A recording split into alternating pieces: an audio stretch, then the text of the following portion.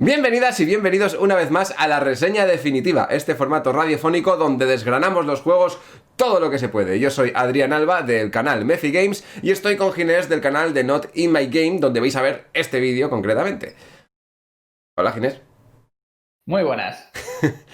También os podéis escuchar este vídeo en formato solamente audio en iVoox. Y bueno, vamos a pasar al lío, que hoy toca desgranar un juego nuevo, que ya lo estáis viendo en pantalla los que estáis viendo el vídeo, y los que no, pues lo habréis visto en el título, y hoy toca desgranar Tzolk'in. Vamos a hacer la reseña definitiva de este juego llamado Tzolk'in. Así que Ginés, empieza con la ficha de la BGG, a no ser que quieras aportar algo más a este inicio.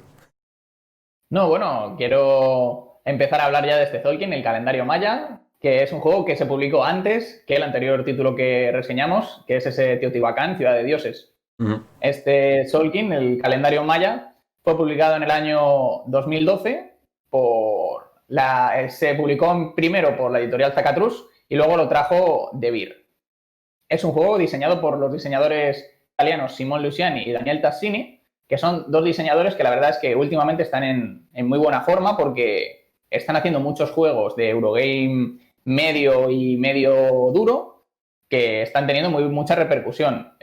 Ambos, Simone Luciani y Daniel Tassini, han diseñado juegos como Shipland, que es un juego mucho más ligero, que no llegó a la calidad de los juegos a los que estamos acostumbrados de estos diseñadores, y también diseñaron en conjunto los viajes de Marco Polo y Marco Polo 2. Ahora es esa nueva edición del clásico de los viajes de Marco Polo.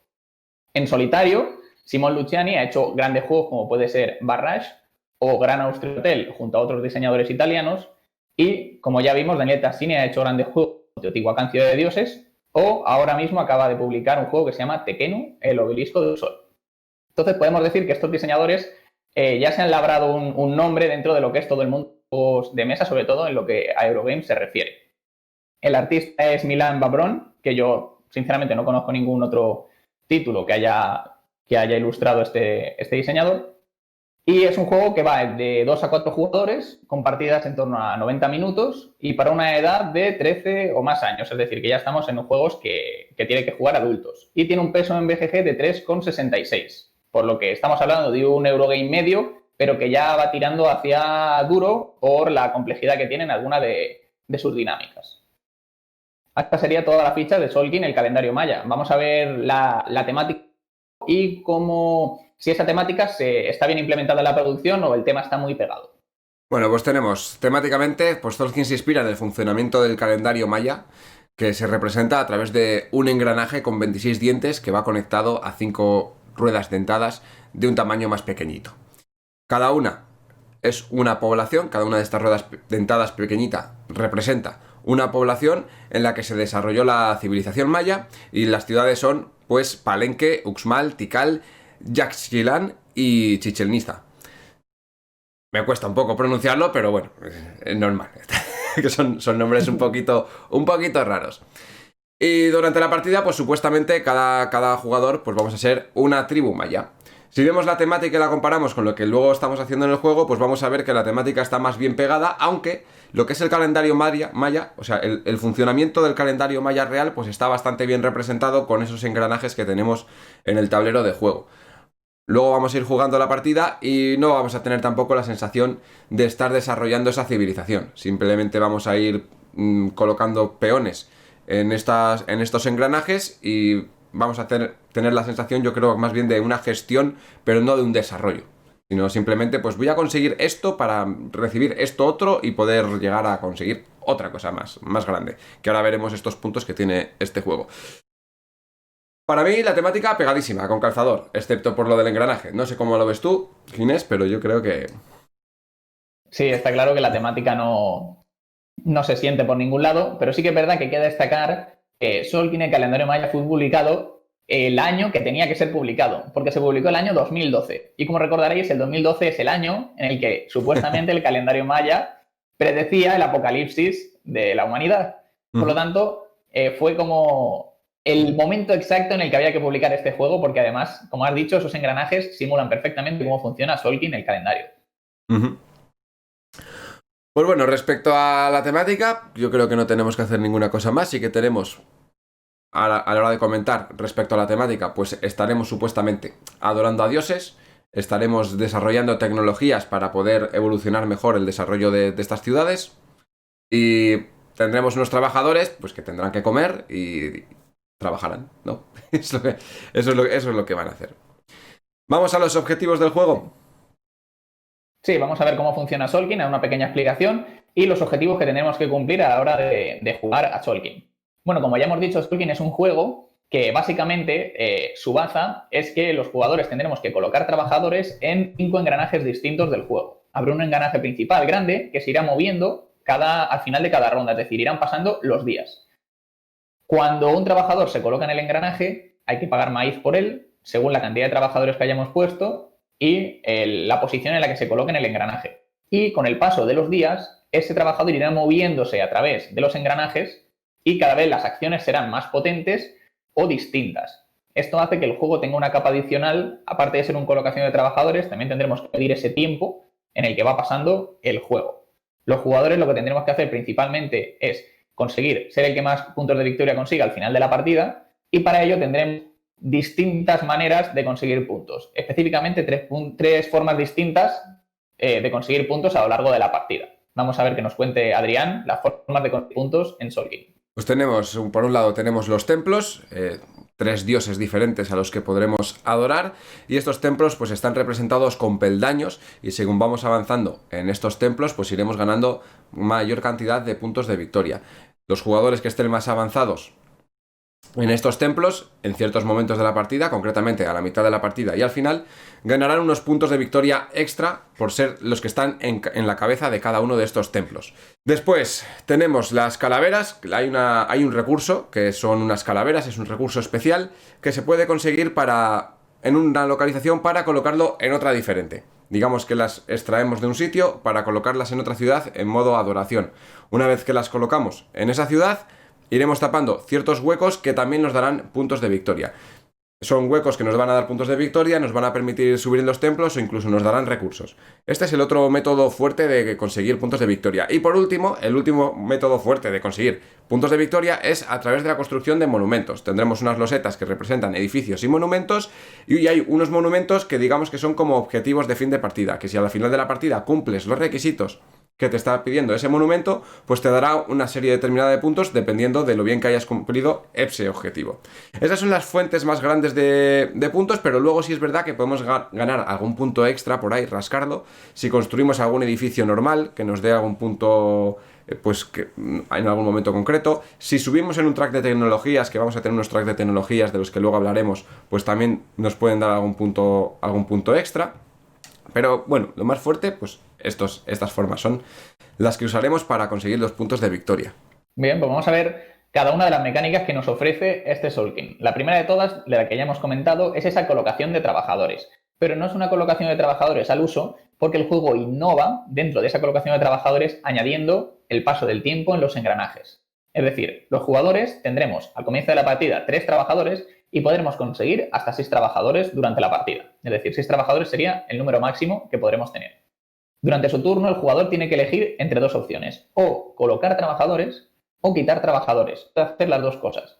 Esto ya es un punto de partida distinto en lo que es la colocación de trabajadores habitual, por lo que tendremos que medir bien en qué momento colocamos y en qué momento retiramos, porque lo que nos interesa es que los trabajadores pasen un tiempo en los engranajes para que puedan ir avanzando y mejorando la calidad de las acciones que vamos a hacer. No nos interesa poner y quitar todo el rato, porque solo haremos las acciones más débiles de cada engranaje. Esta colocación de trabajadores se acompaña con un requisito, con una moneda, que es el maíz. Este maíz tendremos que pagarlo siempre que queramos poner más trabajadores de la cuenta en una ronda y según la posición que ocupe en el engranaje. Siempre que coloquemos un trabajador, tiene que ponerse en la posición más baja del engranaje disponible. Normalmente puede ser la 0, que nos costará 0 de maíz, pero si ya hay varios trabajadores distintos o nuestros en ese engranaje, tendremos que colocarlo en la posición más baja disponible. Puede ser que sea la posición 3 y tendremos que pagar 3 de maíz. Por lo que gestionar bien este maíz, esta moneda, es indispensable poder colocarnos de forma eficiente en los engranajes. Esto nos hace ver que hay una gestión muy importante tanto de los tiempos a la hora de mover el trabajador por los engranajes en el paso de las rondas, como del maíz para poder colocarlos y no quedarnos bloqueados. Además, al final de cada una de las 4 cuartos de juego, habrá una fase en la que tendremos que pagar maíz por los trabajadores. 2 de maíz por cada trabajador y si no, perderemos 3 puntos por trabajador no alimentado. Por lo tanto, se añade otra capa de dificultad en la que es un representante de lo que tenemos que hacer y de una gestión bien hecha que tendremos que tener en cuenta durante el paso de las rondas. Con todo esto, la mecánica de colocación de trabajadores después es una colocación de trabajadores básica en la que cuando retiremos los trabajadores ejecutaremos la acción en la que se encuentre nuestro trabajador en el engranaje. Sin más, es una colocación de trabajadores muy sencilla de resolver, pero muy difícil de gestionar. Hablando del engranaje, yo destacaría pues, que el engranaje tiene 26 dientes. En cada cuarto, cada 4 fracciones, digamos que está diferenciado por partes del juego, ¿no? El juego se dividiría en cuatro fases diferenciadas. Cada vez que pasa un cuarto de engranaje, ahí tendremos esa fase de alimentación en la que estábamos hablando antes. Cuando pasa otro cuarto, o sea, un total de la mitad de la partida, tendremos un contaje de puntos, además de alimentación. Cuando pasan 3 cuartos volveremos a tener esa fase de alimentación y ya cuando dé la vuelta completa el engranaje será cuando se acabe la partida. Y también destacar que las ciudades que están enganchadas a este engranaje grande son engranajes más pequeñitos y que cada una tiene una cantidad diferente de dientes. Por lo tanto, el avance de nuestros trabajadores en cada una de estas ciudades va a ser diferente, ya que el tamaño de ese engranaje pues es diferente. Por lo tanto, hay ciudades que tendremos quizás 5 acciones y en otras pues a lo mejor tenemos 8 acciones. Tenemos ese engranaje grande de Chichén Itzá con muchas más opciones que en los otros, que nos permitirá colocar calaveras en ellos para obtener puntos. Ahí se nota la diferencia de que si nosotros queremos colocar una calavera en una posición grande alejada de Chichén Itzá, tendremos que colocarlo pronto y ese trabajador se quedará ahí bloqueado durante muchos turnos y tendremos que prever cómo hacer las cosas. Exacto. Siguiendo con mecánicas de juego, tenemos la gestión de recursos. Para la gestión de recursos vamos a matizar primero qué recursos tenemos. Tenemos 3 recursos principales, que serían la madera, la piedra y el oro.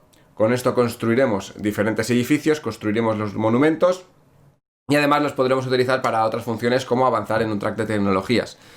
Después tenemos el maíz, que funcionaría como una moneda. El maíz ya hemos dicho antes que nos sirve para colocar los trabajadores en ciertas posiciones de los engranajes y también para alimentarlos al final de cada ciclo o cada cuarto de partida.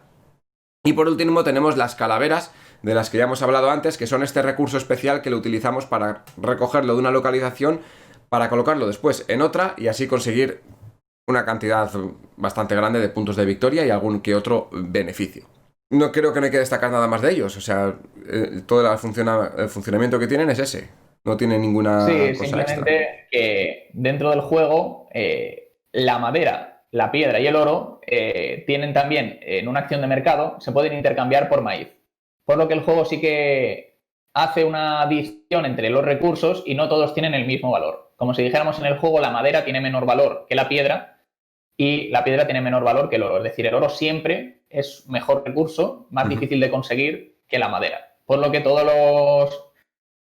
los edificios o monumentos que requieran oro van a ser más potentes que los que requieran madera. El juego sí que hace distinción. Además, cuando lo transformemos en maíz o transformemos maíz en recursos, la madera será menos costosa, solo cuesta 2 de maíz y el oro cuesta 4. Por lo que el juego hace esa distinción de que hay recursos mejores que otros. Sí, también va un poco ligado a la forma de conseguirlos. Ya que la madera lo podemos conseguir en los primeros niveles de un engranaje, mientras que el oro se consigue en los niveles últimos o en las últimas vueltas de la rueda. Aparte de la gestión de los recursos, tenemos también un desarrollo de tecnologías. El juego tiene un desarrollo de tecnologías al uso y luego también tenemos los templos, que como son unos ascensos en tracks, también podríamos llamarlo ese desarrollo de tecnología, porque aquí que notamos ese desarrollo. En primer lugar, tenemos las tecnologías al uso, que son unos avances con unos marcadores que podremos hacer en 4 tracks distintos que nos permitirán obtener beneficios cada vez que realizamos cierta cosa en el juego. Por lo que es muy interesante conseguir esos avances en tecnologías antes de realizar esas acciones para obtener ese beneficio desde el principio de la partida. Tenemos 4 tecnologías distintas. En primer lugar, tenemos la tecnología de agricultura. Durante los 3 avances que nos permite esta tecnología, nos permitirá conseguir más maíz cuando recojamos maíz en palenque. Estos avances en tecnologías, el primer avance nos costará un recurso de cualquier tipo el segundo avance nos costará 2 recursos de cualquier tipo y el tercer avance nos costará 3 recursos de cualquier tipo. Como bien hemos dicho, como hay recursos que valen más y que valen menos, normalmente los jugadores utilizan la madera para realizar estos avances. Así no gastarán recursos más potentes como la piedra o el oro, aunque se puede utilizar cualquier recurso. Otro recurso, otra tecnología que tenemos es la tecnología de extracción de recursos, que nos permitirá obtener más madera cada vez que obtengamos madera, más piedra cada vez que obtengamos piedra y más oro cada vez que obtengamos oro en Jaxilan. También tenemos la tecnología de construcción, que nos dará 1 de maíz cada vez que construyamos un edificio, que nos dará 2 puntos cada vez que construyamos un edificio, o que nos permitirá pagar un recurso menos cada vez que construyamos un edificio. Y por último tenemos la tecnología de Chichén Itzá, que nos permitirá, cuando resolvemos la acción de Chichén Itzá, colocar una posición más adelantada de donde se encuentre nuestro trabajador. Luego hay otra que nos permite, cuando coloquemos una calavera, pagar un recurso cualquiera para ascender en cualquier templo. Y la tercera nos permitirá, cuando cojamos calaveras en Jaxilan, coger una segunda calavera gratuita. Adicionalmente, cada tecnología, cuando ya haya llegado a su nivel 3, podremos seguir avanzando sin avanzar en esa tecnología para obtener una bonificación muy potente de un solo uso. Podremos ascender en un templo cualquiera, podremos obtener 2 recursos cualesquiera, podremos ganar 3 puntos de victoria o podremos, no sé cuál es la de... Ahora mismo no me acuerdo cuál Ganar es la una de calavera. obtener Una ganar calavera. una calavera adicional. Sí, pero esa calavera adicional no se beneficia de la bonificación de obtener una segunda calavera de ese mismo track de tecnología. Con eso estarían todas las tecnologías. Es muy importante que los jugadores focalicen qué tecnologías quieren priorizar para sacarles todo el beneficio durante la partida. Y después tenemos los 3 tracks, que son 3 templos, en el que los jugadores tendrán que ir ascendiendo. Tenemos el templo rojo, el templo amarillo y el templo verde. Como ya hemos dicho, cuando se acaba la era del juego, a mitad de la partida, habrá una fase de puntuación en la que los jugadores obtendrán puntos según sea el que se encuentre más arriba. Y al final de la partida, los jugadores de nuevo volverán a puntuar quién es el que se encuentra más arriba. Adicionalmente, en el primer cuarto y en el tercer cuarto, los jugadores también tendrán una fase en la que obtendrán recursos según su posición en el templo. El templo rojo nos dará piedra, el templo amarillo nos dará oro y el templo verde nos dará madera o incluso una calavera si hemos llegado lo suficientemente alto. Por lo que los jugadores tendremos que ir ascendiendo en estos templos para obtener puntos y obtener recursos de manera gratuita. Después tenemos el orden de turno variable, también destacable como una mecánica del juego. Es una localización especial en la que solamente puede ir un trabajador y el jugador que vaya a esa localización se llevará todo el maíz acumulado en el engranaje grande y además el token de primer jugador. Si el primer jugador es el que va a esa localización de nuevo, pues no puede mantener el token de primer jugador y se lo tendrá que pasar al siguiente jugador en orden de turno en sentido horario.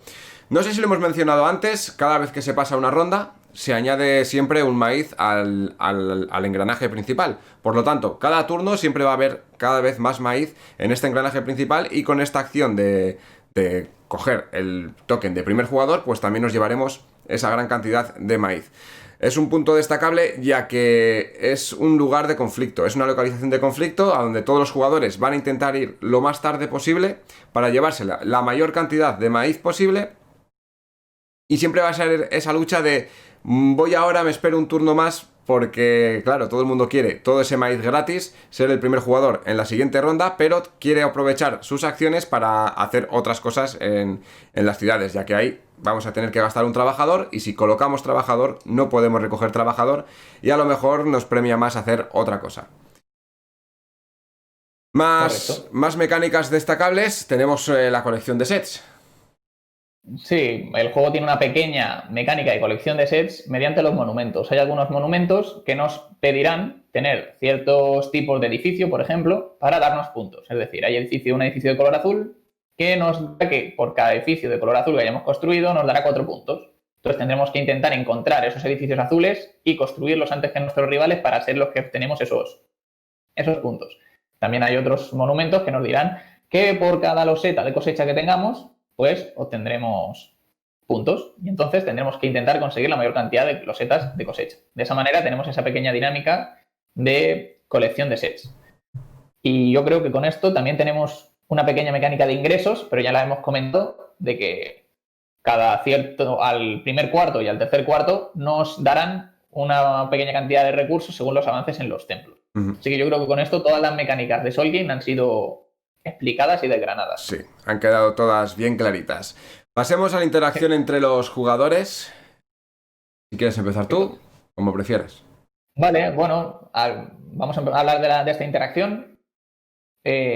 Solkin tiene únicamente interacción indirecta, es decir, no tenemos ninguna posibilidad de afectar a el juego de los otros jugadores más allá de la colocación de los trabajadores o de quitarle alguna cosa que el otro jugador quiera. Vamos a empezar por la primera dinámica de interacción, que es obviamente, al ser un juego de colocación de trabajadores, la posición de nuestros trabajadores. Si bien hay que decir que Solkin no se ve tan afectado como otros juegos de colocación de trabajadores a ese bloqueo de la acción, normalmente siempre podremos salir al paso haciendo otra cosa que también nos interese. No hay una repercusión tan grande en cuanto a la colocación, a no ser que no tengamos maíz. En los momentos en los que no tengamos maíz, sí que es posible que no tengamos un sitio donde colocar trabajador y no nos interese retirar trabajador. Esa dinámica de colocar-retirar hace que haya que gestionarlo bien. Entonces ahí sí que puede haber fastidio.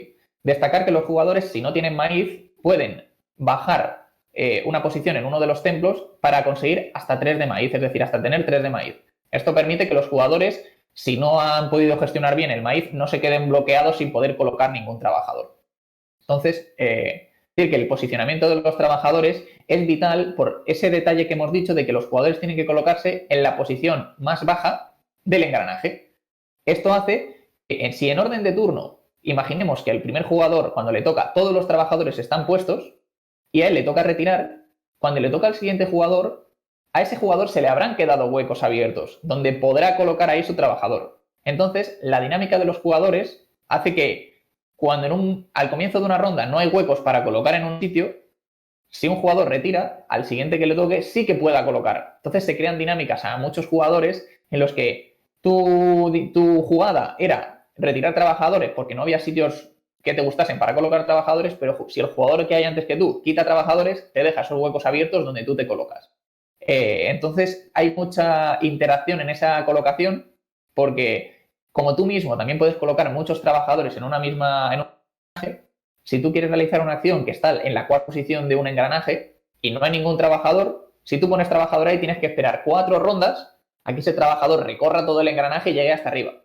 Sin embargo, si justo el jugador anterior ha puesto 2 trabajadores en esa tuerca, ya sabes que cuando tú coloques solo te faltarán 2 rondas para llegar. Y entonces a lo mejor sí que te interesa hacer eso. Entonces crea esa dinámica que es muy chula y cuanto más jugadores haya en la mesa, mejor. Uh-huh. Otra interacción que tenemos entre los jugadores es la compra de edificios, ya sean los edificios normales o los monumentos, ya que los edificios son, en cierto modo, son limitados. En los monumentos tenemos una serie de monumentos expuestos en la partida según el número de jugadores y esos van a estar toda la partida. Si se compran todos, no quedan más edificios, por lo tanto la gente va a competir por conseguir los monumentos que más les interesen. Y por otro lado tenemos los edificios, que aunque los edificios están siempre disponibles y es muy raro que nos quedemos sin edificios a lo largo de la partida porque se van reponiendo, sí es verdad que puede que salgan edificios que sean interesantes para más de un jugador. Entonces va a haber también esa competición por ver quién es el primero en que se lleva ese edificio para llevarse los beneficios que da ese edificio. Los pequeños edificios que podemos ir construyendo nos permitirán muchas veces subir una tecnología gratis, otras veces nos darán algún tipo de recurso, otras veces nos subirán los templos también de esa forma completamente gratuita, o incluso serán edificios que nos permitirán evitar la alimentación de los trabajadores, o incluso reducir la alimentación de los trabajadores. En principio estamos pagando 2 de alimentación por cada trabajador, pues hay edificios que nos permiten pagar 1 de maíz por cada trabajador en vez de 2. Entonces aquí sí que hay esa rivalidad, porque muchas veces puede darse el caso de que los jugadores vayan a ese mismo objetivo y al final el que llegue antes pues es el que se va a llevar ese edificio más preciado por más de un jugador. La interacción, como digo, se ve mucho más fuerte en los monumentos, ya que los monumentos son únicos. Y luego también tenemos los espacios de calavera en Chichén Itzá, esta localización especial que es un poquito más grande en la que solamente podemos colocar calaveras. Aquí pues tenemos diferentes espacios.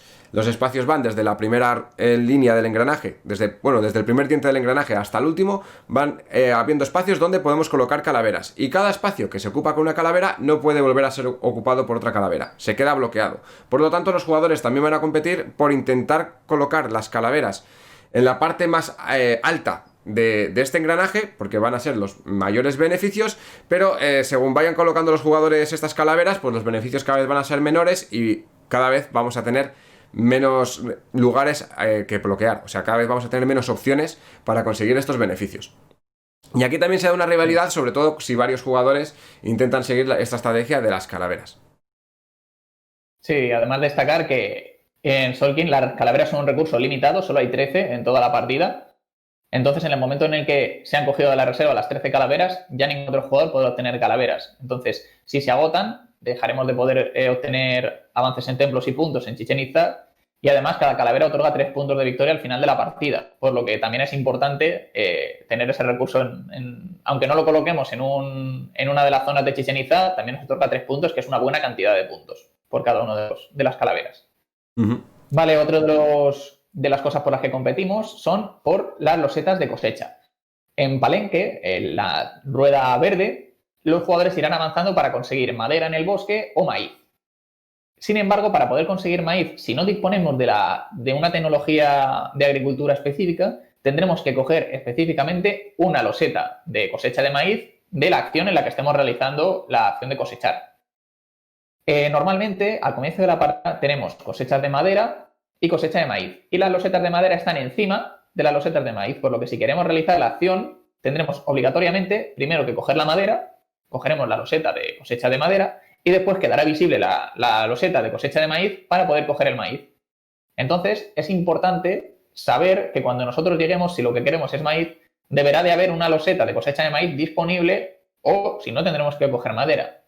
Aunque el juego también nos permite una acción que se considera quemar la jungla, que es retirar sin coger la loseta de cosecha de madera para poder acceder al maíz. Sin embargo, quemar la jungla es un acto que enfada a los dioses y nos hace retroceder en un ciclo. Por lo tanto, esa competición por las losetas de cosecha también es importante, porque puede ser que cuando requiramos ese maíz no queden losetas de cosecha y nos quedemos con una mano delante y la otra detrás. Adicionalmente, hay algún monumento que también puede hacer que ganes puntos de victoria extra si has sido tú la persona que ha recolectado más cantidad de losetas de madera o más losetas de campos de maíz. Seguimos con la interacción entre los jugadores. Tenemos las carreras en los templos, que también influyen mucho a la hora de competir con otros jugadores. Según vamos subiendo en los templos, como hemos dicho antes, ganaremos más puntos de victoria si estamos más avanzados. Por lo tanto, siempre nos interesará estar lo más avanzado posible en cada uno de estos templos para conseguir esa cantidad extra de puntos de victoria a la mitad de la partida y al final de ella. Hay que destacar que los templos dan puntos diferentes, entonces las competiciones varían según el momento de la partida, van a variar de un templo a otro según los puntos que queramos ganar en cada momento. Uno de los templos te da 6 puntos a la mitad de la partida, pero 2 puntos al final de la partida por estar en la posición más alta de este mismo templo. Otro templo al revés, a la mitad de la partida te va a dar 2 puntos y cuando acabe la partida te va a dar 6. Y el tercero pues siempre va a dar 4 puntos en cualquier momento de la partida. Ese da igual, pero siempre sí es verdad que hay 2 templos que en la primera mitad de la partida la gente va a intentar competir más por ese templo porque nos va a dar más puntos extra al final de la partida, y en la segunda mitad la competición va a pasar al siguiente, ya que los puntos van a cambiar de esta forma. Sí, eso cambia la dinámica de los templos en cada una de las eras. El templo rojo da más puntos en la primera y el templo amarillo da más en la segunda. Por lo que es importante saber virar o simplemente estratégicamente decir, voy a tirar al amarillo, me olvido de los puntos de la primera era, pero en la segunda sé que me lo voy a llevar yo, porque además el amarillo es más alto y da más puntos al final de la partida por escalones. Entonces, pues tienes que mirar de qué manera hacerlo.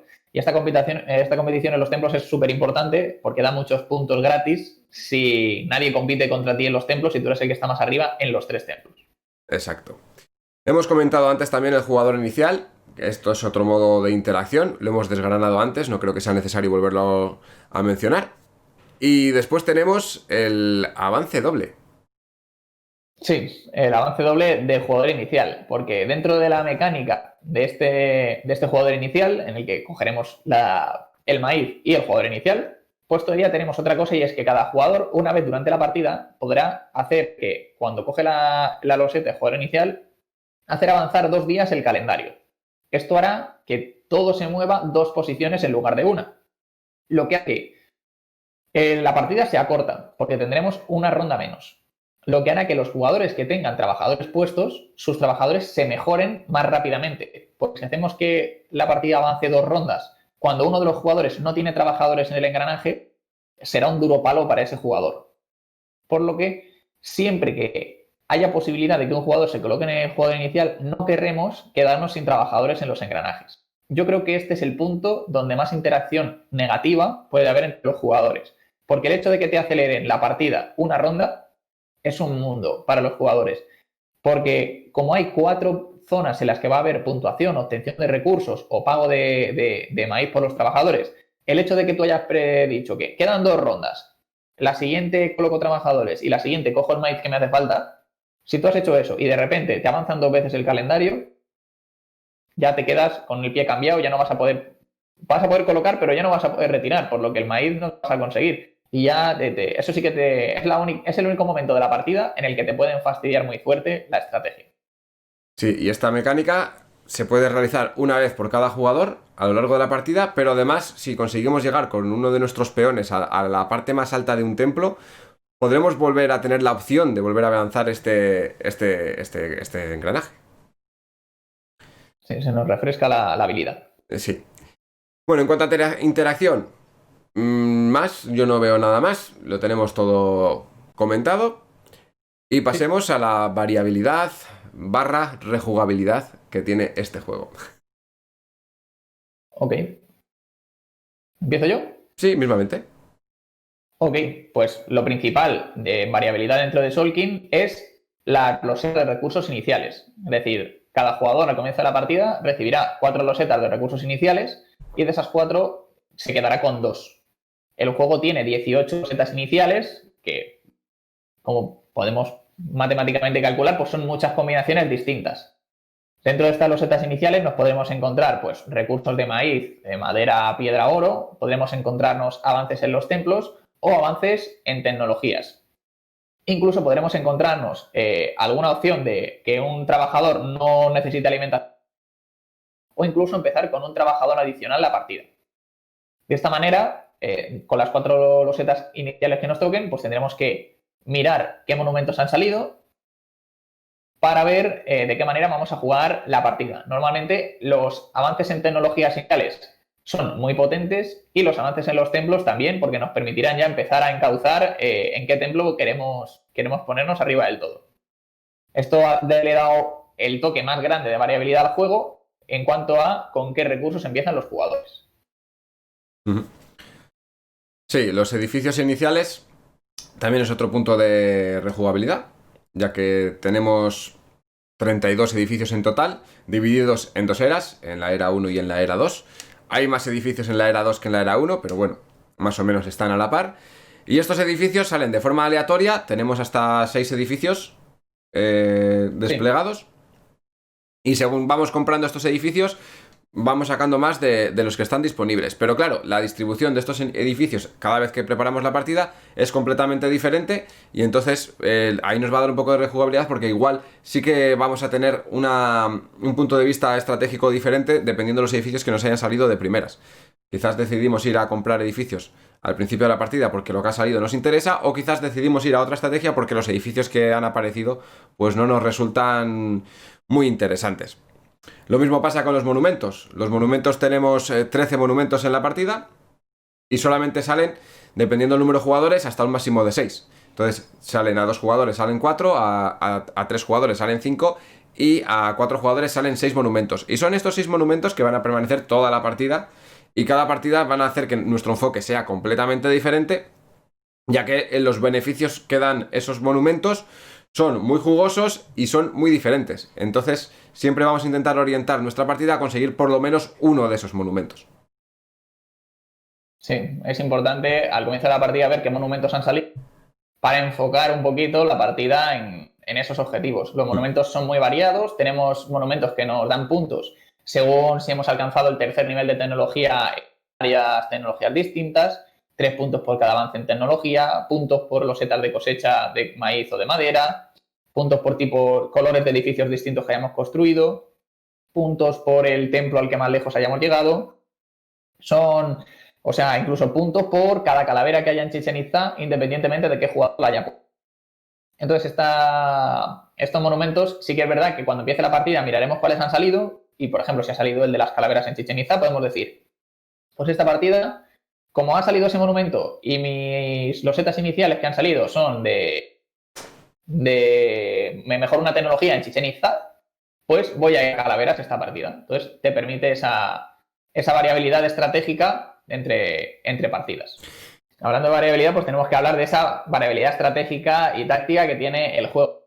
Cabe destacar que si comparamos Solkin con el juego anteriormente reseñado en esta reseña definitiva, que es Teotihuacán, son juegos completamente distintos en cuanto a variabilidad de juego y estratégica. Porque si recordáis, Teotihuacán es un juego con muchísima variabilidad al comienzo de la partida, pero con muy poca variabilidad estratégica. Y aquí tenemos todo lo contrario. Solkin tiene muy poca variabilidad inicial, porque solo tenemos las losetas iniciales y los edificios, pero la variabilidad estratégica que podremos seguir durante la partida para obtener puntos es muy distinta. Vamos a ver ahora esa profundidad táctica y estratégica que tiene el juego con respecto a toda esta variación que podemos hacer de conseguir cosas para obtener esos puntos de victoria.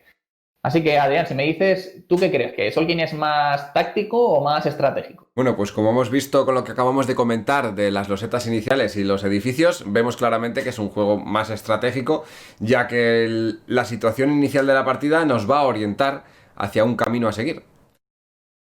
Además, el hecho de avanzar con nuestros peones en los engranajes, hay que calcular bien dónde colocamos nuestros trabajadores para determinar cuánto tiempo van a estar en cada engranaje, de forma que quizás quieres que un trabajador avance 5 posiciones. Claro, para que avance 5 posiciones tienes que esperar 5 rondas, por lo tanto tienes que calcular bien cómo vas a hacer esas rondas. Dices, vale, ahora tengo que colocar un trabajador, pero tengo que calcular cómo voy a hacer para que yo no esté obligado a recoger ese trabajador antes de 5 rondas. Entonces tienes que calcular, pongo este trabajador aquí, otro trabajador lo tendré que poner en otro sitio que también me rente. Claro, que también me esté rentando, otro trabajador en otro lugar. Tienes que pensar muy bien lo que vas a hacer para que en el futuro te esté rentando la acción que estás preparándote. O sea, táctica poca tiene. En realidad es bastante estratégico todo en general. Y claro, luego... el juego... Sí, o sea, comentar que el juego es táctico porque tenemos que adaptarnos a la situación de los engranajes en el momento en el que coloquemos trabajadores, pero nuestros movimientos van a ser específicamente estratégicos para cumplir lo que queremos hacer desde el principio de la partida. Si nuestro objetivo es colocar calaveras en Chichén Itzá, nosotros vamos a colocar trabajadores en el engranaje de Yaxchilán para conseguir calaveras, vamos a colocarnos en Tikal para mejorar las tecnologías de Chichén Itzá y vamos a colocar trabajadores en Chichén Itzá para colocar las calaveras. Esa va a ser nuestra dinámica. Aunque los otros jugadores coloquen trabajadores y nos pisen acciones como aquel que dice, nosotros siempre encontraremos una deriva para poder cumplir esa estrategia. Por lo tanto, Solkin podemos catalogarlo que es mucho más estratégico que táctico. Todo lo contrario que Teotihuacán. Exacto. Y en este juego sí que hay varias estrategias claras que se pueden ver y se pueden seguir. Por ejemplo, por un lado tenemos la estrategia de subir en los templos. Claro, como hemos dicho al principio de la reseña, el objetivo es ser el que más de victoria tenga. Y tenemos 3 formas específicas. Subir en los templos, que nos darán puntos a mitad y al final de la partida. Construir monumentos, que nos darán puntos al final de la partida según un criterio. Y colocar calaveras en Chichén Itzá. Son las 3 formas. Ahora vamos a ver en cada una de las formas de conseguir puntos de victoria, de qué manera se puede hacer, empezando por los templos. Pues empezamos por los templos. Empezando por los templos, tenemos varias formas de subir en ellos. Tenemos, por ejemplo, en la acción de Uxmal. Bueno, es una de las ciudades, uno de los engranajes que tenemos. Ahí sí que podemos intercambiar 3 de maíz por intentar subir en los peldaños de los templos. También podemos colocar calaveras, como hemos dicho antes. Si vamos a colocar calaveras, nos darán, aparte del beneficio de los puntos de victoria, nos dejarán además subir en estos peldaños en los templos. Y si vamos a Tikal, que es otra de las localizaciones, pues pagando recursos también podremos subir en estos peldaños de los templos.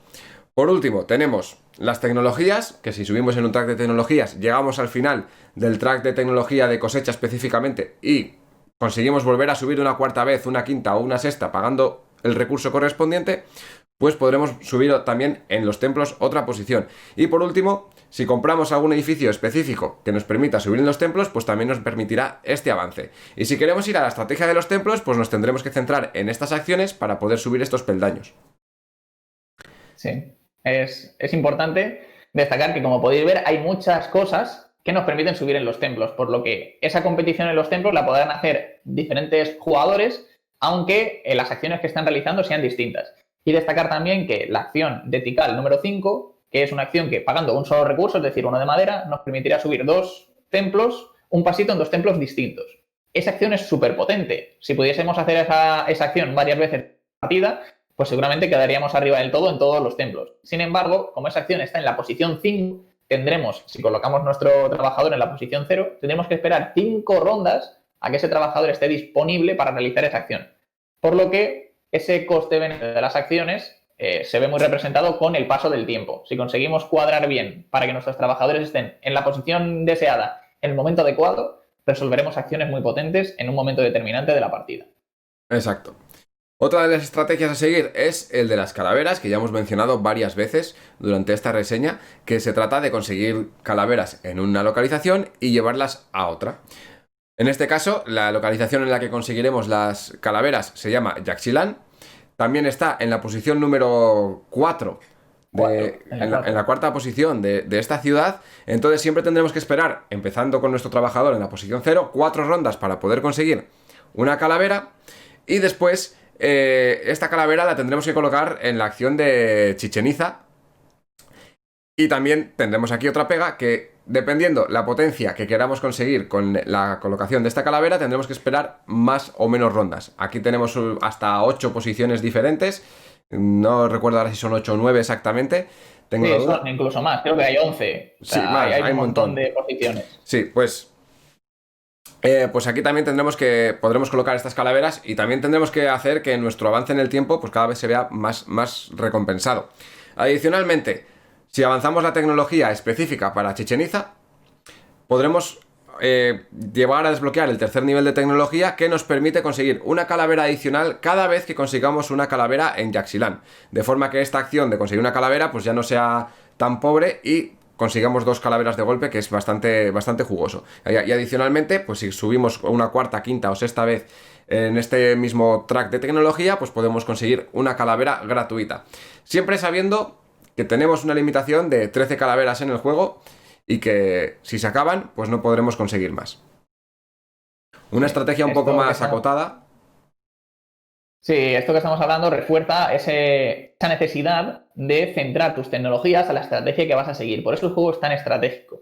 Si vas a hacer la estrategia de colocar calaveras en Chichén Itzá, pero no mejoras la tecnología de colocar calaveras en Chichén Itzá, pues no vas a poder obtener todos los beneficios necesarios. Porque si tenemos la tecnología de Chichén Itzá maximizada y colocamos una calavera, vamos a subir en el templo específico de la posición en la que hayamos colocado la escalera. La calavera. Vamos a obtener los puntos que nos indica esa posición. Vamos a poder pagar un recurso para subir en cualquier templo. Y luego, siempre que consigamos calaveras, vamos a obtener más calaveras. Y cuando colocamos la calavera en una posición, podemos elegir la siguiente posición, que a lo mejor nos interesa para quitársela a alguien que se haya colocado antes. Es decir, siempre será indispensable a la hora de seguir una estrategia tener la tecnología de esa estrategia maximizada. Y será nuestra prioridad número 1 al comienzo de la partida para sacarle todo el rendimiento. Y por último tenemos la estrategia de los edificios, que se centra quizás más en los monumentos, pero en los edificios en general, ya que si nos centramos simplemente en construir edificios, iremos a una estrategia en la que iremos a conseguir recursos, mejoraremos la tecnología que nos permita conseguir más recursos por cada vez que consigamos recursos. Os recordamos que hay una tecnología que, según avancemos en ella, pues cada vez que consigamos madera vamos a conseguir 1 de madera adicional, cada vez que consigamos piedra vamos a conseguir 1 de piedra adicional, y si la tenemos en nivel 3, pues cada vez que consigamos oro vamos a conseguir 1 de oro adicional. Y estos recursos nos van a servir sobre todo para construir estos edificios, que pueden ser los monumentos o pueden ser edificios normales, que los edificios normales, si vamos a una estrategia de ir a construir edificios solamente edificios, también van a ser una fuente importante de puntos, ya que si construimos muchos edificios a lo largo de la partida, cada edificio, aunque nos dé simplemente 4 puntos, 5 puntos o poquitos puntos, a la vez nos va a estar subiendo en tracks y nos va a estar avanzando otro tipo de mejoras en las tecnologías, por ejemplo, de forma completamente gratuita. Digamos que es una estrategia de ir consiguiendo puntos residuales, pero que es igual de viable que las otras dos que hemos mencionado, que es la de templos y la de las calaveras. Sí, dentro de esa estrategia de ir a edificios, pues tenemos esas dos ramas. Teníamos una rama de conseguir una buena cantidad de recursos para construir los monumentos y cumplir las condiciones de esos monumentos. Podríamos conseguir 2, incluso 3 monumentos durante la partida. O podemos ir a construir muchos edificios pequeñitos, pero como las tecnologías nos darán 2 puntitos por cada edificio que pongamos, más los propios nos dará maíz, puntos y recursos que no tendríamos que pagar, por lo que podemos construir muchos edificios pequeños y obtener todo ese beneficio de los edificios. Porque como podéis ver, en este juego tenemos 3 formas de obtener puntos, pero muchas formas de hacerlo. ¿Por qué? La forma principal es que, comentando, tenemos las 5 tuercas de las que os hemos hablado, pero de una de ellas os hemos hablado muy poco. Como si dijéramos, las 5 tuercas tenemos la tuerca verde, que es la de Palenque, que nos permitirá obtener madera y maíz. La tuerca de Yaxchilán nos permitirá obtener recursos. La tuerca de Tikal nos permitirá mejorar las tecnologías, construir edificios y avanzar en templos. Y la tuerca azul, que es la de Chichén Itzá, nos permitirá colocar calaveras. Todas esas están claras. Pero luego tenemos la tuerca de Uxmal, que es de la que menos hemos hablado porque es la que tiene las acciones más raras, más versátiles. Tenemos una acción que nos permitirá pagar 3 de maíz para subir en un templo. Tenemos otra acción que es una de las más destacadas, que es la acción de mercado. Y esta acción nos permitirá intercambiar maíz por recursos en cualquier combinación, cualquier cantidad de veces. Esta acción y solo esta acción es la que hace que haya tan amplia diversidad de estrategias en el juego. ¿Por qué? Porque si nosotros mejoramos toda la tecnología de agricultura, lo que nos interesará siempre es colocar a nuestros trabajadores en Palenque para obtener maíz, porque obtendremos siempre más maíz. Después podremos cambiar ese maíz por recursos, sin necesidad de haber ido a Yaxchilán a por recursos. Lo mismo pasa si vamos a una estrategia de recursos. Podremos obtener todos los recursos en Yaxchilán y después intercambiar esos recursos por maíz, sin necesidad de ir a Palenque. Esto hace que los jugadores puedan diversificar y no tener que ir a todas las tuercas, que eso es lo que hace que tu partida vaya renqueando. Es importante, ya digo, seguir una estrategia e ir a muerte por ella.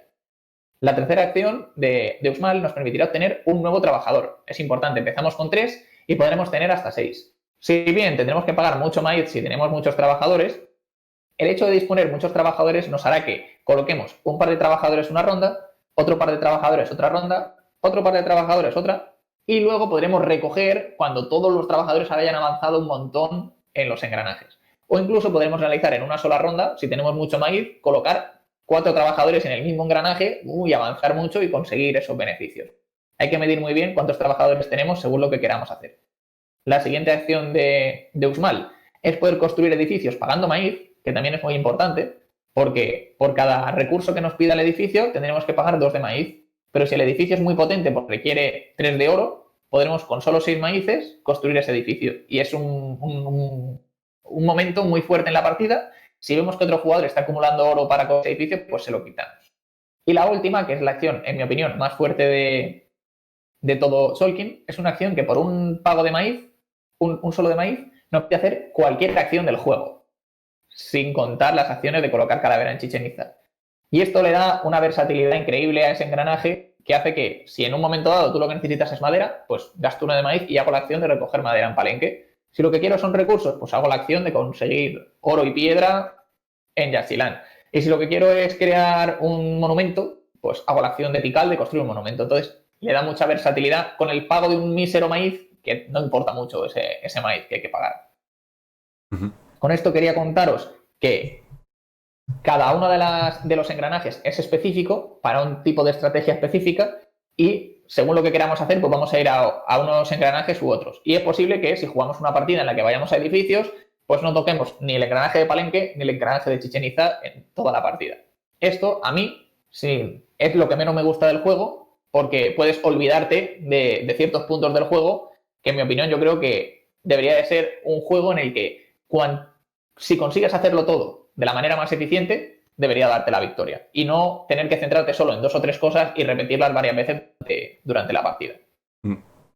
Con esto quería decir que el juego es muy estratégico y que dependiendo de lo que queramos hacer, tenemos que ver muy bien de qué manera vamos a hacer las cosas colocándonos en un engranaje u otro.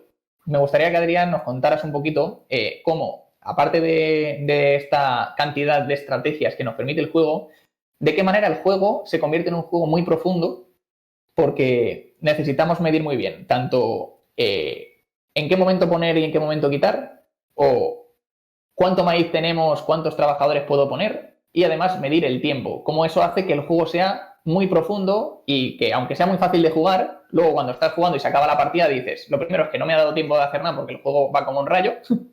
Sí. Y lo segundo, no he dado pie con bola porque cuando quería hacer una acción, pues no me daba tiempo porque el trabajador no corre más porque yo quiera. Exacto. Sí, esto nos lleva a la dureza del juego, ¿no? Todo lo que estamos diciendo nos va a definir qué dureza tiene el juego. Como vemos, el juego es súper sencillo de jugar porque es coloco trabajador o quito trabajador. No podemos hacer más, es lo que nos permite el juego hacer. Pero tiene esta dificultad de cuándo coloco trabajador, cuándo retiro los trabajadores, cuándo coloco más de un trabajador, cuándo retiro un trabajador o retiro varios. Y aparte de eso, la gestión del maíz. Que la gestión del maíz puede parecer que no tiene mucha importancia, pero recordamos que cada cuarto de partida tenemos que hacer un pago de maíz, a no ser que tengamos algo que nos permita no pagar. Pero por lo general siempre tenemos que pagar en cada cuarto de partida. Y el maíz lo estamos utilizando tanto para colocar los trabajadores en posiciones más avanzadas, tanto para colocar más de un trabajador en cada ronda, para hacer acciones especiales, como hemos dicho, como hemos visto en la acción de Usmal, que tenemos un montón de acciones asociadas con el pago del maíz. Y luego el pago que tenemos que hacer a los trabajadores. Hay que hacer toda esta gestión que, si hacemos el cálculo de cuántas rondas son, o sea, en realidad tenemos cada 7 movimientos de engranaje, tenemos que hacer un pago. Y estos 7 movimientos parece que tenemos mucho tiempo, pero en realidad pasan muy rápido, porque es coloco trabajador, se mueve, coloco trabajador, se mueve, coloco trabajador, se mueve, retiro trabajador y se mueve otra vez. Entonces, tú igual has obtenido 2 beneficios porque has estado colocando trabajadores y no has obtenido ningún beneficio hasta que los retiras. Quizás has retirado 2 veces como mucho tus trabajadores en estas 7 vueltas de tuerca, y ahí tienes que calcular los beneficios que vas a obtener, que sean también lo suficientes como para poder pagar a tus trabajadores. Porque si no pagamos a los trabajadores, vamos a empezar a perder puntos de victoria.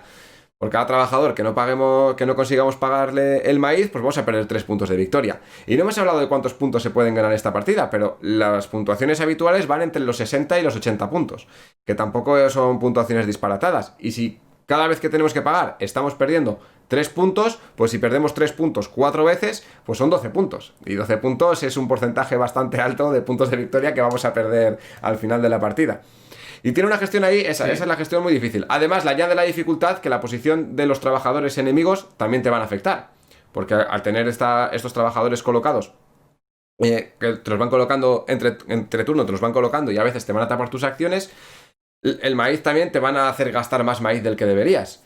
La competición por la posición del primer jugador, recalco su importancia. Esa competición de... Igual piensas que no... que puedes aguantar un turno más en ir a recoger el maíz y la ficha del primer jugador, pero resulta que otro jugador se te adelanta y todo lo que has planeado ya tiene que estar bien planeado para que no te hundan en la miseria. Entonces, el juego es difícil de gestionar, muy difícil de gestionar. Obviamente, cuanto más juegas, pues más soltura vas cogiendo y más fácil vas viendo las posiciones en las que colocarte y cómo hacer tu estrategia. Pero sí es un juego que realmente es difícil de gestionar. Sí, es de esos juegos que a mí me gustan, que son juegos muy fáciles de jugar porque es colocar trabajadores y las acciones se entienden perfectamente, pero luego jugar bien es lo difícil y es lo que hace que el juego gane entero. Así que yo creo que con esto hemos dejado claro lo que es Tolkien, las posibilidades que te da y la dificultad que tiene esa gestión. Como tú has dicho, me ha encantado, porque cada era el engranaje se mueve entre 6 y 7 posiciones, pero realmente tú vas a ejecutar acciones, es decir, vas a retirar trabajadores como máximo 3 veces durante esa era. ¿Qué vas a hacer? Conseguir 2 recursos, 3 de maíz, construir un edificio y avanzar en un templo. Ya está, se ha acabado. Hala. Siguiente, apagar maíz y a seguir. Y bueno, a lo mejor tienes maíz para pagar, pero luego tienes que tener maíz para seguir colocando trabajadores, porque si te quedas sin maíz, no vas a tener. O vas a tener que poner un trabajador en la posición 0, o solo vas a poder poner un trabajador cada ronda. Entonces, Exacto. sí, es súper importante esa gestión, es muy importante y puede ser un poco frustrante para los jugadores más novatos que acaban de empezar a jugar a Solkin. Exacto. Con esto pasamos a la siguiente sección. Escalabilidad. Si lo pronuncio bien, escalabilidad. Vale, el juego se puede jugar de 2 a 4 jugadores, como ya hemos mencionado al principio de esta reseña. Y bueno, vamos a partir de la base de que es un juego que escalar no escala mal, pero su mejor número es a 4 jugadores. ¿Por qué es mejor a 4 jugadores? Porque si jugamos a una cantidad inferior de número de jugadores, pues vamos a tener lo que llamamos los robots o los bots o unos peones ficticios que van a estar ocupando ruedas en los engranajes. Entonces, ¿en qué afecta esto a la hora de jugar con varios jugadores? El hecho de que tengamos siempre los robots estos colocados ya en engranajes, vamos a poder ver fácilmente qué posiciones van a estar bloqueadas a largo plazo.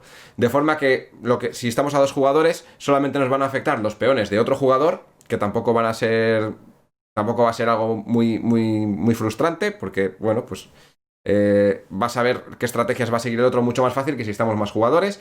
Y además los peones que están colocados, como he dicho, como ya sabes dónde están, pues puedes hacer tu estrategia mucho más, de una forma un poco más sencilla.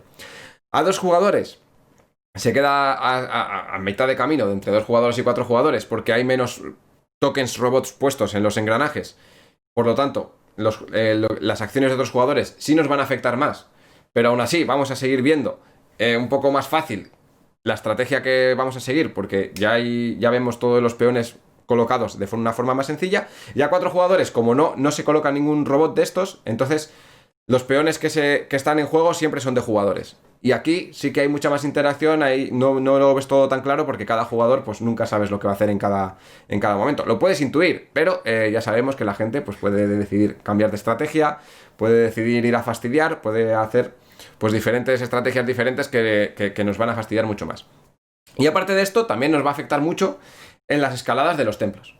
Yo creo que donde más se nota es en las escaladas de los templos. Si quieres comentarlo tú. Sí, bueno, como ya hemos dicho, una de las partes fundamentales de Solkin es obtener puntos y recursos en los avances de los templos según avanzan las. Si solo tenemos 2 jugadores y un jugador despunta en los 3 templos, pues porque ha tenido una mejor gestión, su estrategia ha ido más enfocada a subir en los templos, etcétera, ese jugador va a sacarle una ventaja muy importante a ese segundo jugador que no ha podido obtener puntos en los templos. Sin embargo, si jugamos a 4 jugadores, como va a haber más jugadores compitiendo por esos templos, nunca va a ser un solo jugador el que se lleve todos los puntos por los templos. Habrá un jugador que suba más en el rojo y a lo mejor otro jugador ha subido más en el verde y en el amarillo, pero ya se diluye esa cantidad de puntos total que se obtienen por los templos. ¿De qué manera se podría haber hecho esto? Pues intercambiándola escalando la cantidad de puntos que se obtienen según el número de jugadores. Se podría haber hecho de alguna manera. En este no lo han hecho y cuando juegas a 2 jugadores, subir en los templos es casi indispensable. Un jugador que suba arriba en los 3 templos a 2 jugadores va a llevarse todos los puntos durante la primera era, durante la segunda y luego los puntos por alcanzar un peldaño. Y son muchos puntos durante la partida. Por eso, cuanto más jugadores haya, más competición hay en esa carrera y más se diluyen los puntos y que no sea obligatorio subir en los templos. Lo que hace que el juego funcione mejor a 4 jugadores. Yo, en mi opinión, creo que Solkin funciona muy bien, tanto a 2 como a 3 como a 4. Funciona mejor que, por ejemplo, Teotihuacán. Teotihuacán sí que es verdad que a 2 jugadores se veía mucho más diluido todo el juego y siendo Teotihuacán indispensable jugar a 3 o 4 jugadores, si jugamos a Solkin, a 2 jugadores se deja más jugar, en mi opinión, que Teotihuacán. Sí, si hacemos la comparación, Solkin sigue siendo un juego que funciona bien a 2 jugadores, no lo niego, pero sí es verdad que te encorseta un poco más en el sentido de si alguien va a una estrategia, el otro tiene que intentar ajustarse a ella también, porque sobre todo si está yendo a templos. En el resto de estrategias quizás no, pero en el tema de los templos, si alguien va a subir a templos, deja de hacer lo que estés haciendo porque tienes que competir con él en los templos para que no despunte. Esa es un poco la pega que puede tener. Claro, pero como hemos dicho, en Solkin hay 5 o 6 maneras distintas de subir en los templos, no solo hay una. Exacto. Si comparamos esto con Teotihuacán, ¿sabes? Me gusta hacer la comparación porque son juegos del mismo autor. En Teotihuacán, si un jugador estaba subiendo en la Avenida de la Muerte, pues tenías obligatoriamente que ir a hacer eso y solo hay una manera de hacerlo, que era construyendo casas. En este caso, si un jugador va a templos, que es una estrategia válida, tú puedes competir en los templos sin necesidad de cambiar lo que estabas haciendo para hacer otra cosa. Simplemente tendrás que adaptarte y hacer más veces una acción que normalmente no harías para poder competirle a esos templos, o por lo menos que no gane todos los puntos en todos los templos, porque si un jugador sube mucho en un templo, en otros no estará subiendo. Y entonces sí que se puede balancear en ese aspecto. Así que aquí dejamos la escalabilidad diciendo que funciona Tolkien, en mi opinión, bastante bien a 2, 3, 4. Siempre mejor a 4 por esa interacción indirecta, pero a 2 jugadores se deja jugar bastante bien, sobre todo porque como tenemos los trabajadores de los bots,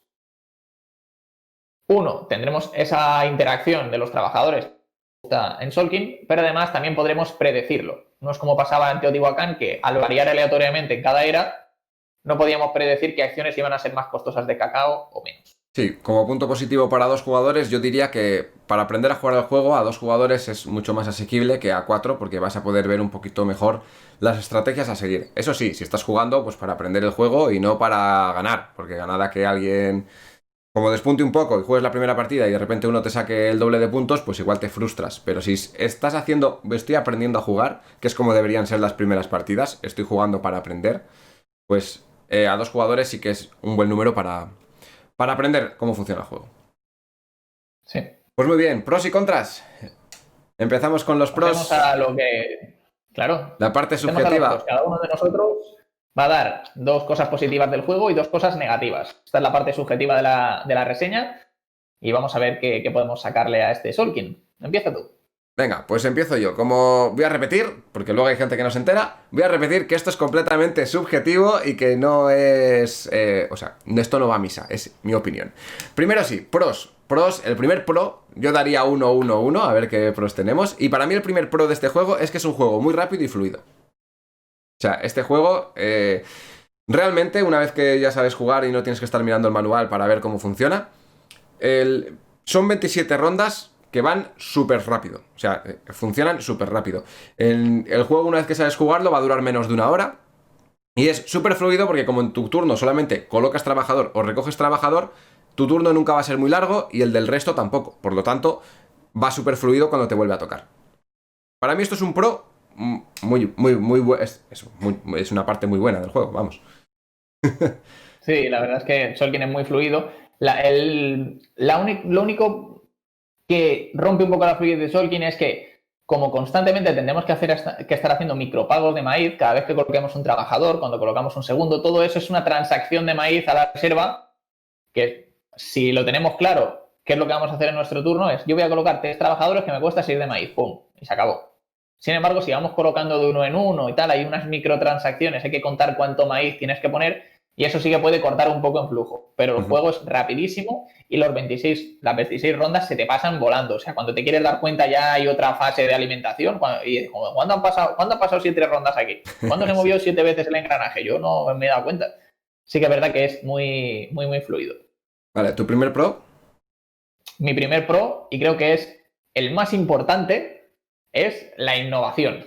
Solkin es un juego que innovó en su día en lo que es la mecánica de colocación de trabajadores. Es una de mis mecánicas favoritas y trajo esa gestión del tiempo con el movimiento de los engranajes. Me parece una genialidad cómo pudieron publicar este juego que funciona tan bien, en el que tú colocas el trabajador y ya lo quitaré cuando yo quiera y cuando quiera realizar esa acción tan fuerte. O sea, porque realmente tú en el juego solo tienes 5 acciones distintas, pero con el paso del tiempo se van haciendo cada vez mejores o distintas. Me parece una genialidad dentro de los juegos de creación de trabajadores que le añade ese punto extra que me parece sublime. Dentro de los juegos de colocación de trabajadores, que son todos iguales, porque son una selección de acciones con bloqueo o con una penalización al siguiente jugador que quiera hacer la misma acción que yo, este le añade ese toque de movimiento que además visualmente es espectacular. Mi segundo pro.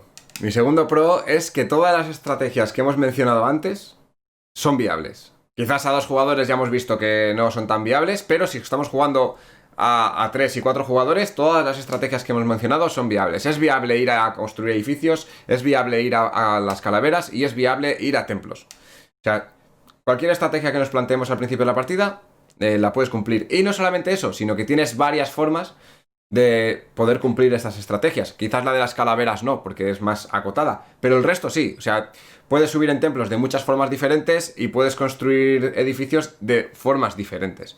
Además, el avance que hagas tú en las tecnologías va a hacer que tus estrategias también vayan diferentes dentro de tu mismo objetivo. Si voy a construir edificios, pues igual prefiero primero conseguir muchos recursos y después construir, o igual voy a construir poco a poco como una hormiguita. Puedes hacer, dependiendo cómo te lo montes, pues puedes hacer un mismo objetivo con vías muy diferentes. Y para mí esto es el segundo pro de este juego. No sé tú, ¿cómo lo ves? No, hombre, está claro, como hemos comentado, que tiene mucha variabilidad estratégica y además todas funcionan perfectamente. Debido a esos toques en los que hay un mercado que te permite cambiar el maíz por recursos o los recursos por maíz, entonces te permiten focalizarte. Si bien esto hace que la interacción entre los jugadores sea mucho menor, por eso de ahí que no sea un juego táctico, porque no tienes que adaptarte tanto a lo que hagan los otros jugadores, eso se beneficia en que cada partida, según los monumentos iniciales o tus losetas iniciales, puedas decir, pues mira, esta partida voy a ir a calaveras. Y entonces, pues, la partida es totalmente distinta. Tu forma de juego y sensaciones totalmente distinta. Y luego puedes ir intentando mejorar tu juego partida tras partida. Así que me parece que es un buen pro del juego que te incita a jugarlo para probar esas diferentes estrategias o mejorar la forma en la que haces una estrategia en específico. Exacto. Y mi segundo pro para mí es que es un juego que consigue una profundidad de dureza de peso de juego muy alta con unas mecánicas muy sencillas. Los juegos duros normalmente tienen unas dinámicas de juego que son muy difíciles. Es decir, o tienes muchas cosas que hacer y poco espacio en el que moverte, porque en el momento en el que te equivoques, el juego te penaliza un montón. Y eso hace que el juego sea extremadamente difícil de jugar, aunque satisfactorio. Y hay otros juegos que lo que tienen son muchísimas reglas que hacen que el juego sea muy enrevesado y difícil de jugar. A mí me gustan los juegos que son muy fáciles de jugar, pero que, aunque me añadan capas de dificultad, el juego sea muy fácil de jugar igualmente. Entonces, en este caso tenemos un juego que es muy fácil de jugar, pero tenemos una capa de dificultad que es la gestión del maíz. Si este juego, como dijimos con Teotihuacán, no existiese el maíz, si en Teotihuacán no existiese el cacao, pues tendríamos un juego mucho más laxo. Igualmente disfrutable, pero muy laxo. En este caso, si nosotros nos quitásemos de encima el maíz a la hora de ejecutar las acciones, que sí que lo necesitásemos para pagar otras cosas, como los trabajadores, pero no para ejecutar las acciones, para colocar trabajadores. Eso nos daría mucha más manga ancha. En este caso tenemos esa gestión del maíz por un lado. Tenemos la gestión del tiempo por otro. La gestión de colocar o no. Porque es que por mucho que yo lo diga, hasta que no se juega, no se siente. Cuando tú tienes 3 trabajadores puestos y te toca, y es como, ostras, por cojones tengo que quitar. Estoy obligado a quitar. Pero no quiero quitar ninguno porque yo no quiero hacer las acciones en las que están. En ese momento dices, he planificado mal.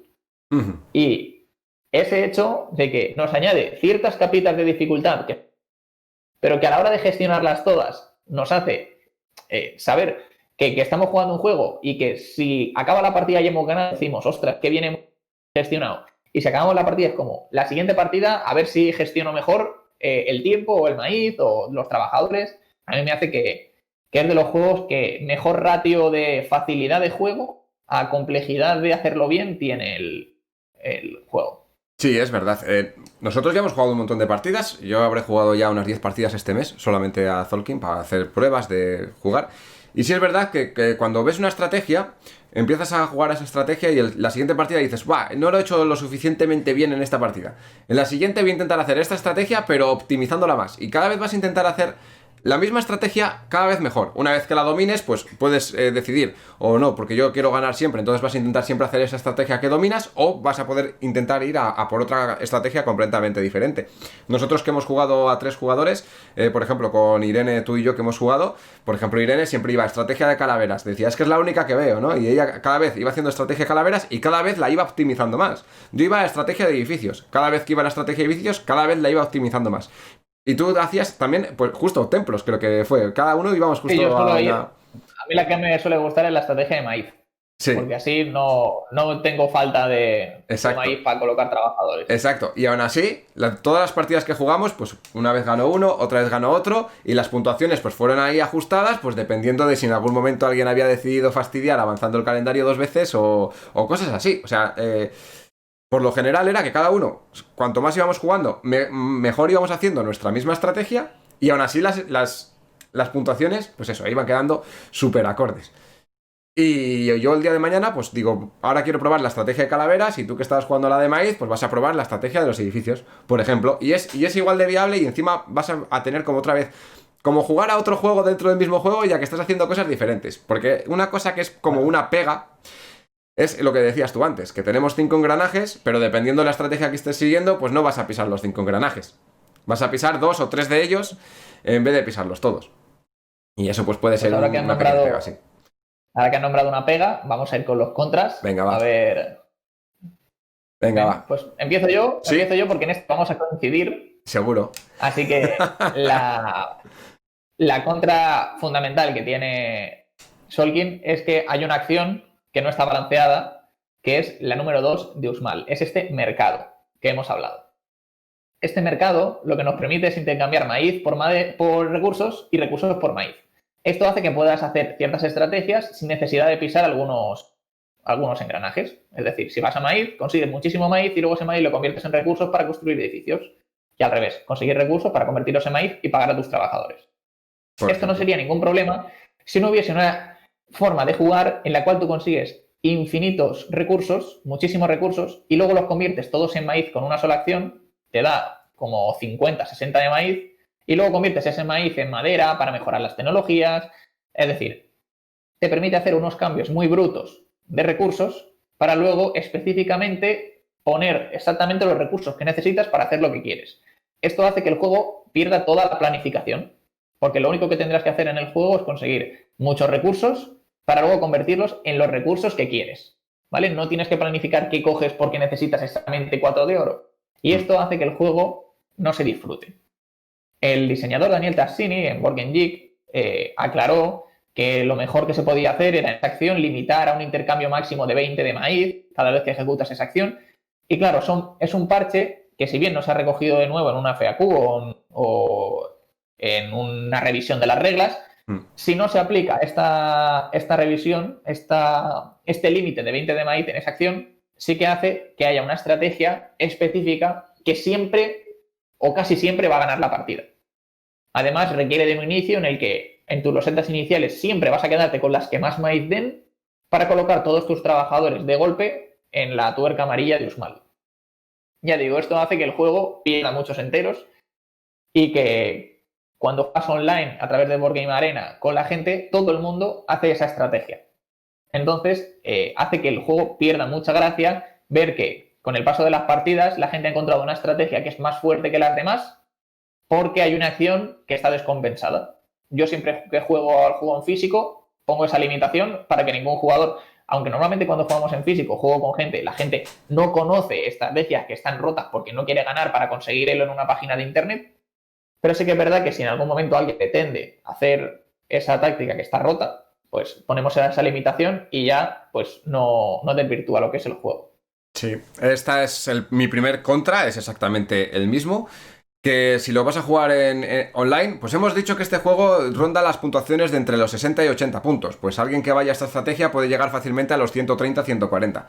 Y claro, es que estamos doblando la cantidad de puntos que puedes conseguir respecto a las otras estrategias que te propone el juego. Y todo va respecto a esta acción que has dicho, que es un mercado que no tiene limitaciones. O sea, en este mercado tú puedes cambiar puedes cambiar a la vez cualquier cantidad de recursos por cualquier cantidad de maíz y aunque hayas hecho eso, puedes seguir cambiando todo el maíz que acabas de conseguir por la misma cantidad, por otra cantidad de recursos que quieras. Es decir, yo voy con 80 de madera, los cambio por maíz y ahora me los cambio por oro, por ejemplo. Entonces es eso, me preparo todo lo que yo quiero de una forma acorde.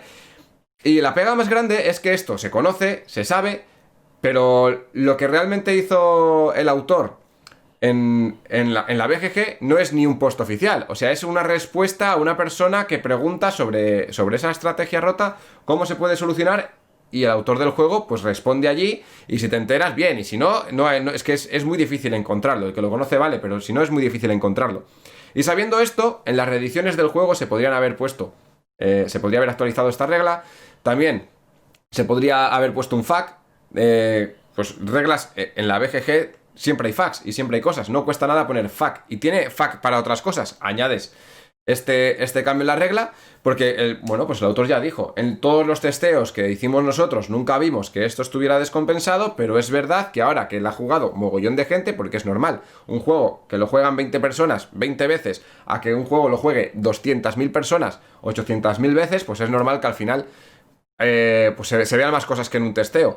Pero claro, pues tienes ese problema. Este juego ha tenido mucho éxito. Desde el 2012 se ha reeditado varias veces y no se ha puesto solución a esta estrategia rota. Si jugamos entre amigos y lo sabemos, nos ponemos la limitación que ha puesto el autor para que el juego esté compensado. Pero si estás jugando, como ha dicho Ginés, en Board Game Arena, pues la gente va directamente a esa estrategia. Y es que es súper repetitivo. Es que encima el juego es que no hace que el juego sea divertido, porque es siempre hacer lo mismo.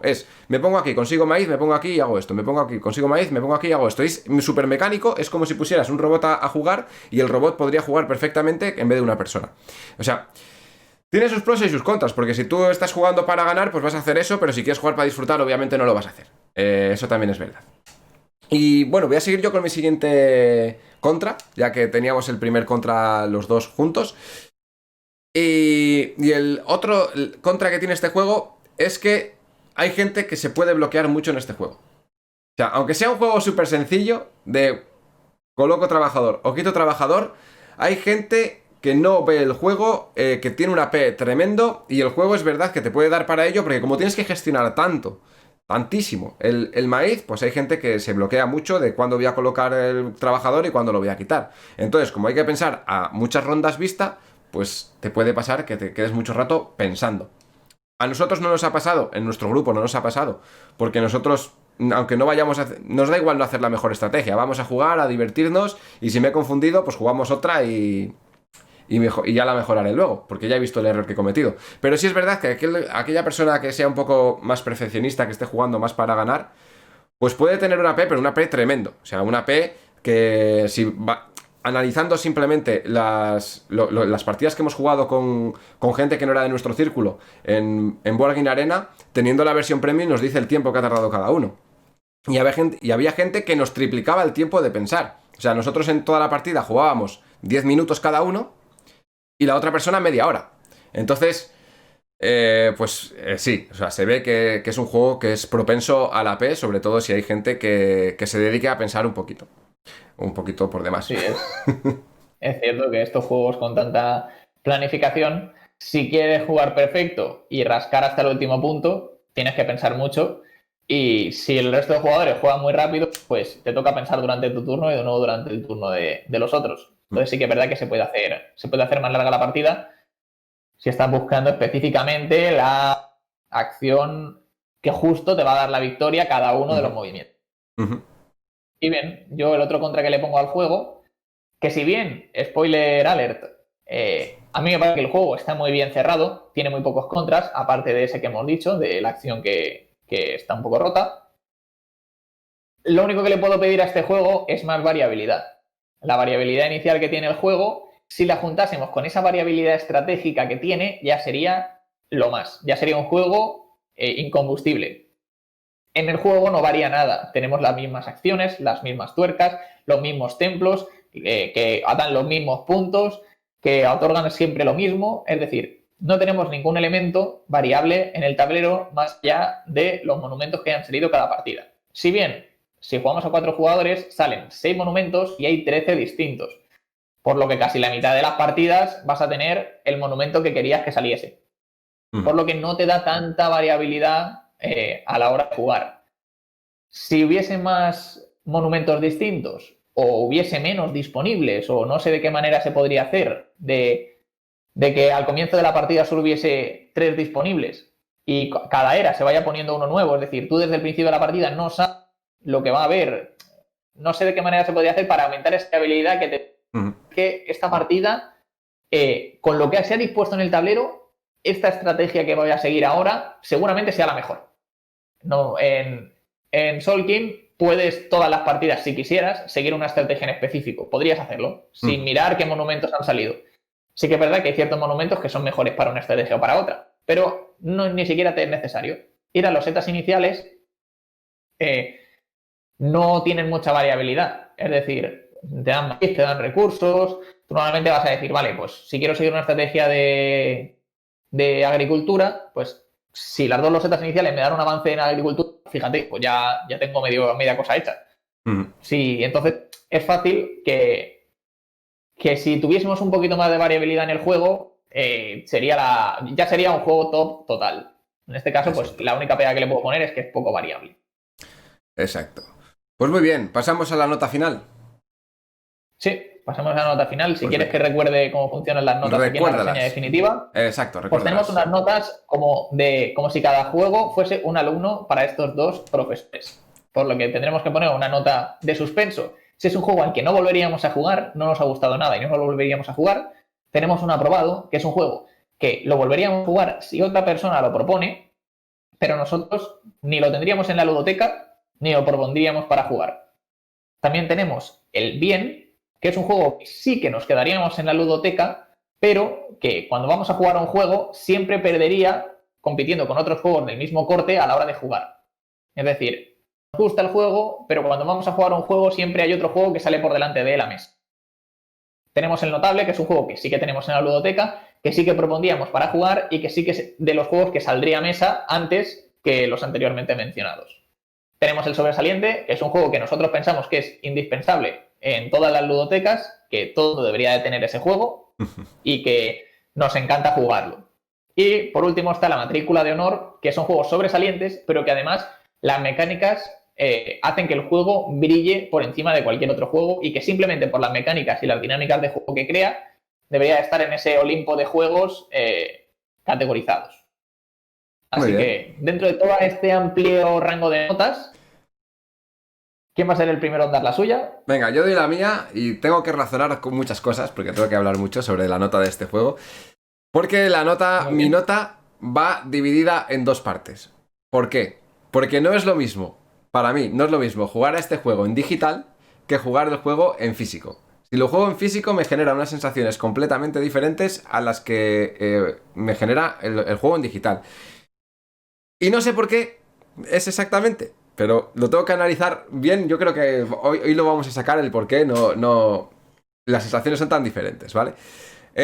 Cuando lo juego en digital, es un juego que me fluye súper rápido, que me divierte, bueno, pues es que va tan rápido, me va tan rápido y es tan fácil de jugarlo que se me hace tan fluido que bueno, me entran ganas de volver a jugarlo. Es un juego que digo, joder, qué juego, qué bien, joder, me ha gustado, me quedo con unas sensaciones, maravillosas. Y digo, cualquiera debería jugar a este juego. Entonces para mí sería pues un notable, quizás un sobresaliente jugándolo en digital.